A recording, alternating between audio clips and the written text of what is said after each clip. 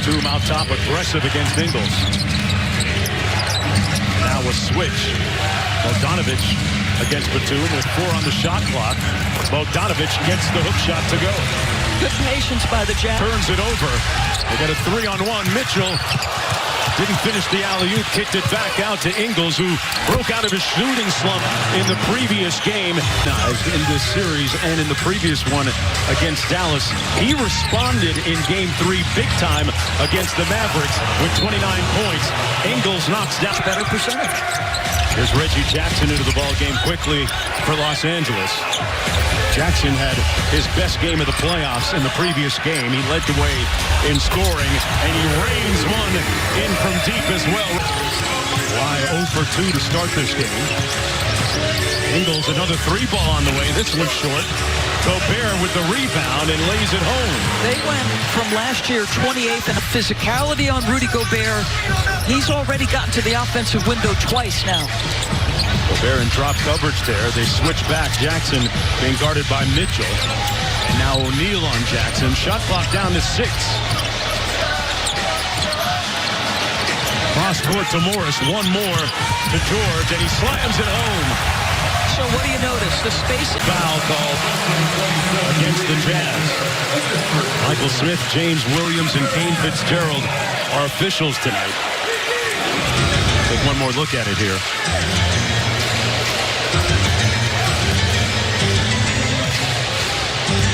Sometimes they call that a brush screen in the business, but I don't know. Under 8 minutes to go in the first. It's going to be a long night for a guy that sets, I don't know, over 100 picks per game, Rudy Gobert. How about that? Jackson, 6 on the shot clock. They go deep into the shot clock again, and a positive result by Reggie Jackson for the second time. Well, Reggie Jackson was 4 for 8 from 3 in Game 2, big part of their comeback, and now he's made a couple here, so Jazz got to tighten up on him. Jackson, one of the better stories for the Clippers, inserted as a starter for Ty Lue and the Clippers after Game 2 of the previous series. Mitchell launching from deep off the mark, rebounded by Paul George. Royce O'Neal on defense. George steps back and drills it.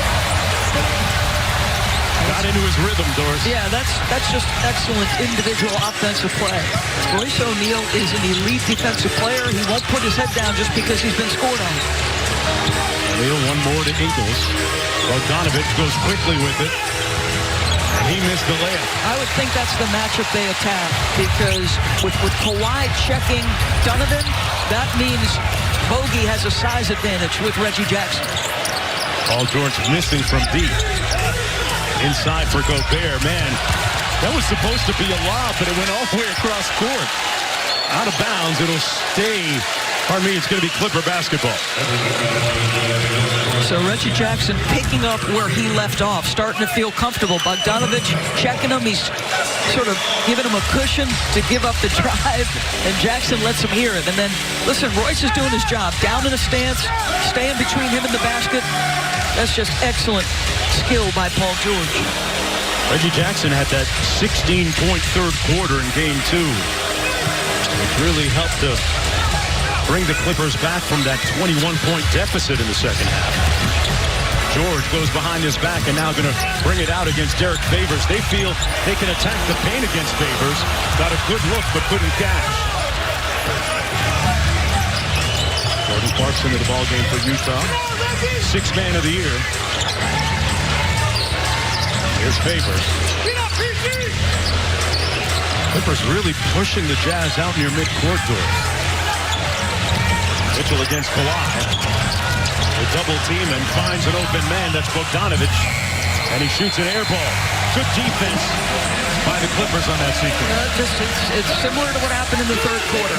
Different level of pressure on the basketball. If you pressure the basketball, you can be disruptive. The pickup point is further out top. Double team comes quickly.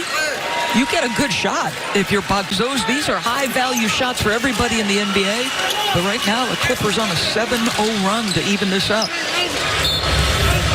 Utah started 3 for 3. They've gone cold since 1 for 9. Patrick Beverley getting ready to check into the ball game for the Clippers. Mitchell side pick and roll for Leonard. Crosses over and kicks it out to Batum. Batum fouled on the play by Royce O'Neal. It'll be before the shot, side out of bounds, Los Angeles. Fouls seem to be mounting here for the Utah Jazz. The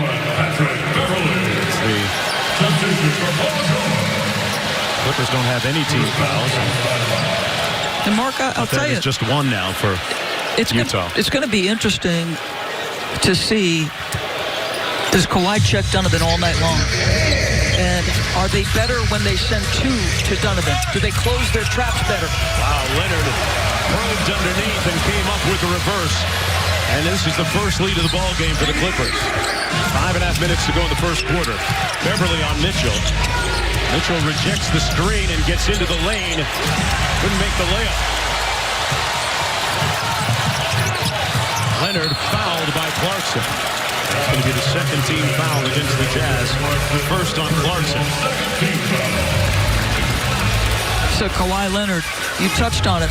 When Rudy goes out, their intention is to attack the paint. And Derek Favors has been excellent all year as a backup center, but Kawhi puts him right underneath the cup. Hard to guard from that spot. Leonard's 45-point game against Dallas in Game 6 in the previous series, Doris, might be the signature game of these playoffs so far by any one player. Mitchell out top. Donovan Mitchell might have something to say about that pretty soon. He goes cross-court to Clarkson. Catch and shoot three is pure. So again, Clippers send the double at Donovan. They're going to try to make somebody else beat